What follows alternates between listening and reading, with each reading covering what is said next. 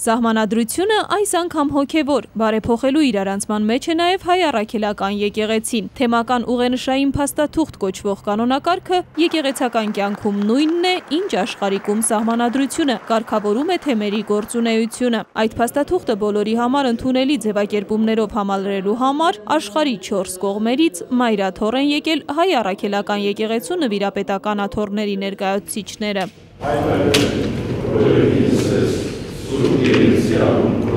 Ելույթները միայն հոգևորով չեն սահմանափակվում, ազգի ճակատագիրն ինչպես միշտ առաքելական եկեղեցու օրակարգում է։ Մեր ժողովրդին հուզում են Արցախյան հակամարտության խաղաղ կարգավորման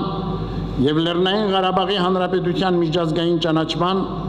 Հայաստանի անօրինական շրջափակման վերացման, հայոց ցեղասպանության միջազգային ճանաչման ու դատապարտման հիմնախնդիրները։ Մերձավոր Արևելքում, Սիրիայում, Իրաքում եւ Ուկրաինայում հակամարտության մեջ հայտնված մեր համայնքների հայրենիների խնդիրներն ու դժվարությունները։ Գտնվենք մեր հայրենիքի Հայաստանի անկախության 20-րդ տարեդարձի սեմին։ Գմաղթենք, որ Հայաստան եւ հայ ժողովուրդ ապրին խաղաղ եւ փառքավայր տարիներ եւ պետությունը մնա զորավոր եւ անսասան։ Եկեղեցական ներկայացուցչական ժողովը քննարկում է նաև հայոց ցեղասպանության զոհերի սրբադասման հարցը։ Վերջնական որոշում կընդունվի նոյեմբերին եպիսկոպոսական ժողովին։ Ցեղասպանության 100-ամյա տարելիցին աշխարհով մեկ հոգևոր միջոցառումներ են լինելու։ 2015 թվականին կատարելու ենք նաև Սրբազան Միրոնի օրհնություն։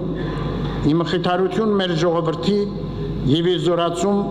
մեր հավատքի ու քրիստոնեական արժեքների։ Ցեղասպան երկրում Թուրքիայում հայոց պատրիարքարանը միայն մեկ միջոցառում կանցկացնի, մյուսների պատասխանատուն հայ համայնքն է առանց պատրիարքի։